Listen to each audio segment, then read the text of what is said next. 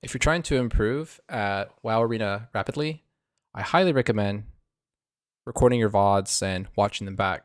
There's a lot of things that you're going to miss in the heat of a game. There's so many little things that are hard to track.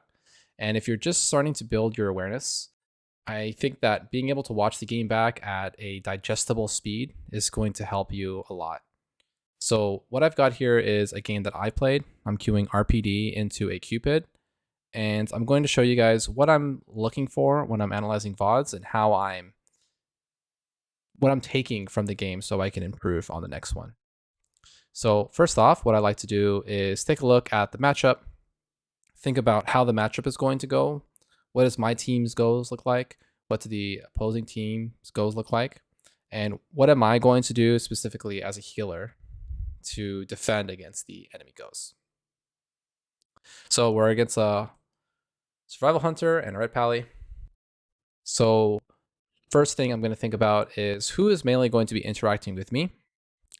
Of course, it's going to be the hunter because the hunter has instant CC. They have the intimidation stun. They've got scatter shot, and they've got their freezing trap. All of these are castable at range, and they also have tools to close the gap. So I need to think about how I'm going to outplay this hunter with his traps. What do I have? I've got Tranquility here. I can use Iron Bark preemptively. Perhaps maybe I can use my Vortex on the Harpoon from the hunter. And what else do I've got? I have Shadow Melds. I can Shadow Meld traps. So those are the tools that I have to outplay the hunter, and I'm always going to be looking to, whenever it's his turn to CC me, I'm always going to be looking to press these buttons to outplay his CC. And then the ret is going to stun one of my teammates, and his stun is dispellable, so I'm going to be looking out for that. And then finally, the Disc Priest, if I'm stuck in a trap, the Disc Priest will be able to run on top of me and fear me. So because I'm in a trap, I won't be able to do much. I can either trinket to get away, or if my team can slow him, I'll ask my team to slow him. So this is like the level of thinking that I'm doing prior to a game. Of course, because I've played this so many times, I have an understanding intuitively of what I need to do. But if you're newer to the game, really think about what tools that you have to mitigate their CC. So let's say I'm playing a Disc Priest. If a hunter is trying to trap me, I have Death to try to outplay the trap. I can preemptively use things like Dome. I can preemptively use PS, right? There's a lot of things that you can preemptively do so you can defend a go before you get CC'd. Okay, and then now thinking about what my team's going to do. My team's goals are pretty simple. My rogue is just going to be using Kidney Shot off DR, and then whenever my priest has CC, he'll be using his stun and silence on the priest to CC. Okay, so now that I've thought about what we're going to do in the game, let's see if we were able to execute on the plans. Yeah. I would rather just drink it. So let me slow this down. Okay. So looks like the rogue is going for some CC, and I get a bash clone on the hunter. So we got a 3v1 situation here. Which is good. Get another clone here. Just gonna pet stun me. Trank here. So if you noticed, I was calling here. I don't know if you could hear it in the audio, but I was telling my team that the hunter was looking to pet stun me. So what I tried to do to outplay it, since it's an instant stun, is using my Tranquility. So let me go back here just a little bit. Yep. Hunter's gonna just a tap and slow it down a bit. Pet stun me now. Hunter's gonna pet stun me. Trank here. So I pop Trank here. Now, this serves two purposes. One, I'll be able to heal my rogue with Tranquility while I cannot get CC'd because I'm immune. And two, this will allow me to take advantage of a mistake the enemy is going to make because their CC is not flush. Like the CC from the hunter and the ret needs to be synchronized. That way there's no way I can dispel the CC that they put on the rogue.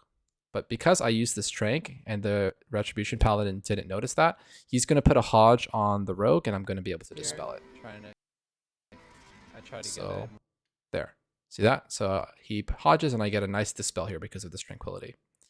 So because of that, now we're able to get the bubble from the ret. And I apologize for the weird graphics. I think this happens in VLC player when you pause and move around a lot, but it should clear up as I play. But so because I traded my Trank here, I was able to get the Dispel, but unfortunately now I'm going to be tanking this trap. I could have used my Shadow Melt here, but I messed up, so I didn't. But we got the red bubble, which is really good.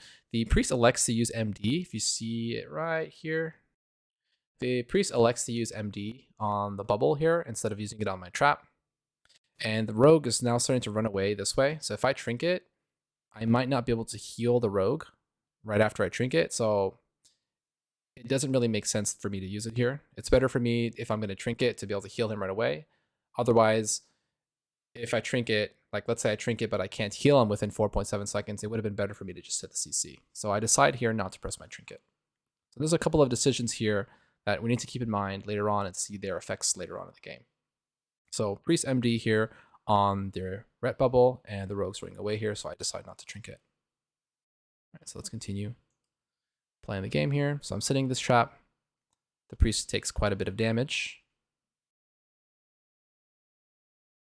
And now I'm out of the trap. And I'm going to try to heal my rogue with NS here, but I get pet stunned here. My rogue pops evasion, as you can see right here. You can also look here for my team CDs, and then also my priest here pops VE, Vampiric Embrace, so his direct damage is going to AoE heal. So another decision point comes here. I'm going to decide to trinket because, like, if you see the priest, he can just step right here and purge my Soul of the Forest and my Nature Swiftness, and that would be really bad. So I decide here to use my trinket. However, because my team had used their CDs, it probably was not warranted here. So that's a mistake on my part. So I end up trinketing here, using my NS to top my rogue, and then finally popping my tree in order to make the recovery a little bit easier, because right now I don't have a lot of instant healing unless I'm in tree form. Okay. So let's take a quick inventory of what the game state looks like in this position. We've got priest using Rapture here. No trinkets here on these two players. The ret still has his human. It's kind of behind my Gladius. Sorry about that. But the ret does not have bubble. Our team still has trinkets. I don't have my trinket, but my team still has a lot of defensive cooldown. So in this game slate, I think we're currently ahead. And as long as our goals continue to be clean and we continue to get a CC, or not, excuse me, not CC, we continue to get a CD from the opposing team, I think we'll eventually be able to create a disparity between our offensives and their defenses and have a win condition. So let's continue.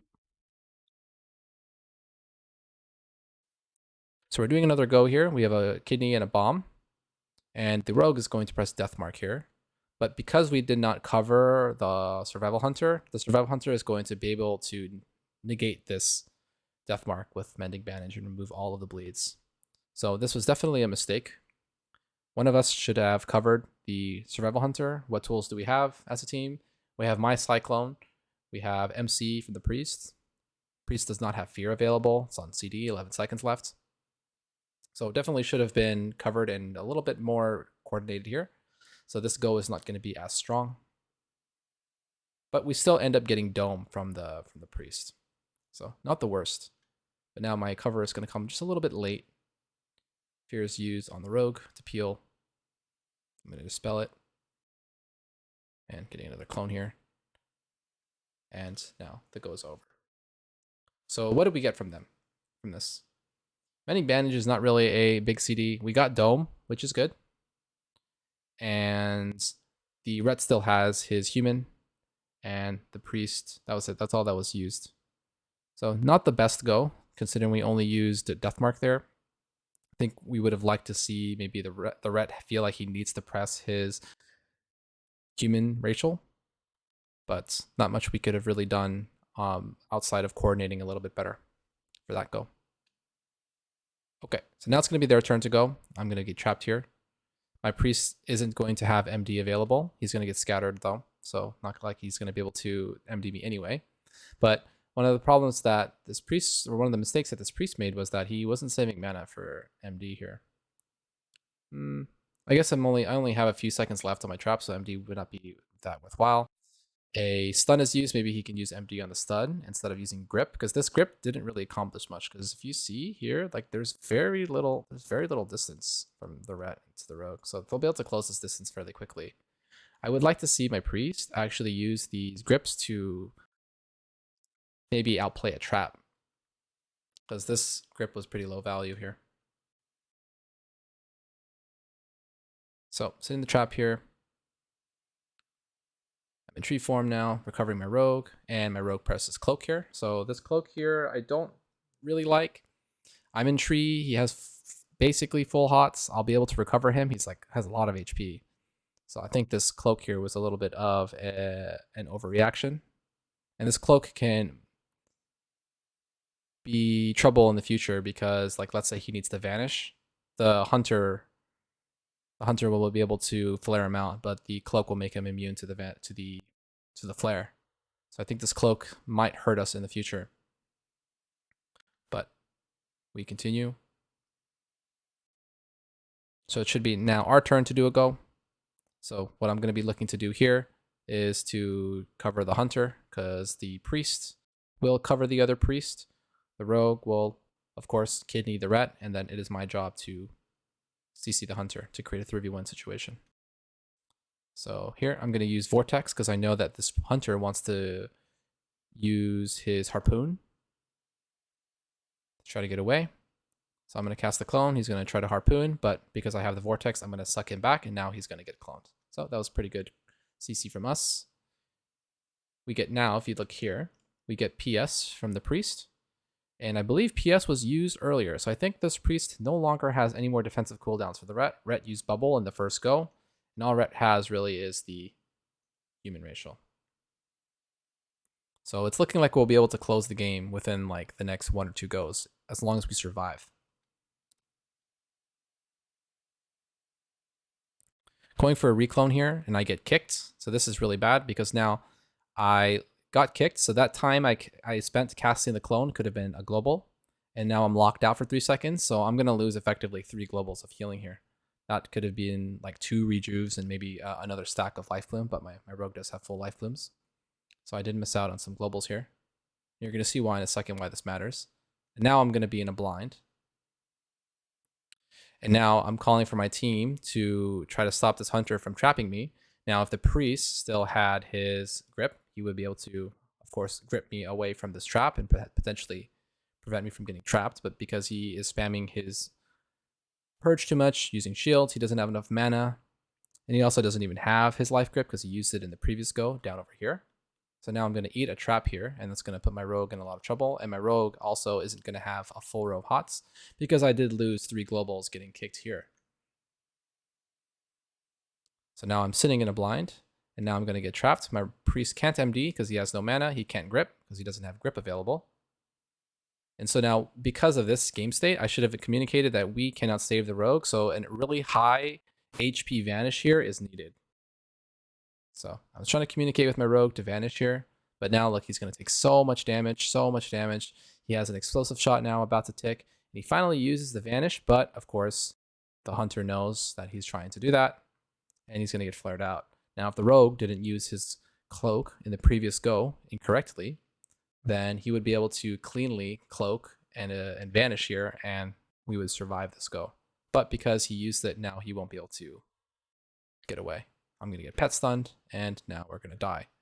One last thing, we do have swap available from the priest, but I think the priest misallocated his globals and wasn't able to get the swap in time to save him. So there's a lot of things that the team could have done here that contributed to this loss. And if any of those things happen, then perhaps then we get the next go, and perhaps we can beat them because they're very low on cooldowns. So we did make a few errors as a team that caused the loss here. And let's say we didn't catch the fact that our rogue used cloak. Like, let's say he died here. What I would do here is like think about, okay, what could the rogue have done to prevent himself from dying? So he did get the vanish, but the vanish got countered by the flare. Was there anything that the rogue could have used to counter the flare? Of course, that's cloak. And then what I would look back and say, okay, well, what did the rogue cloak? He didn't have cloak available. I would go back into the VOD and look, when did the rogue use cloak?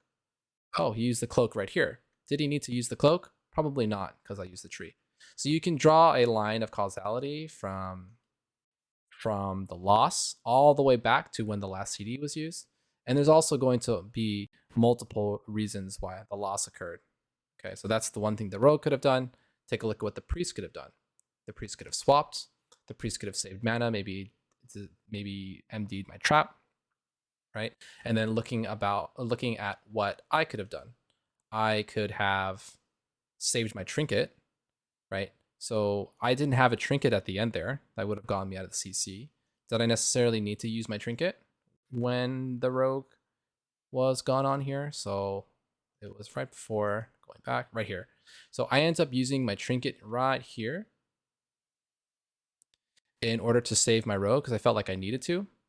But my rogue popped evasion and my priest popped VE. So maybe my trinket wasn't necessary here. So maybe I could have held this trinket and saved him at the end there, right? And then also there was that key kick that the hunter got that made me lose 3 globals of healing.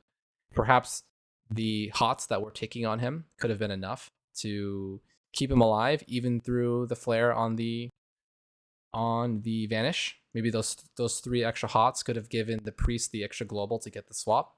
So as you can see, there's so many different little things that there's no way that you're going to be able to see if you are just playing games and trying to use your memory to recollect what happened. So hop into some games, record them, and go into this analysis and see what you could have done differently and what your team could have done differently and how their decisions affect your decisions, etc. And that's going to allow you to build a really good base of game knowledge, and that's going to help you improve really quickly. Of course, if you've got any questions, come join our Discord. We're really active. So join the Discord. We have a questions channel. Ask us there. If there's any feedback you guys got, any suggestions, also let us know in the Discord or in the YouTube comments below. But that is going to conclude this video. Yep, and thanks for watching.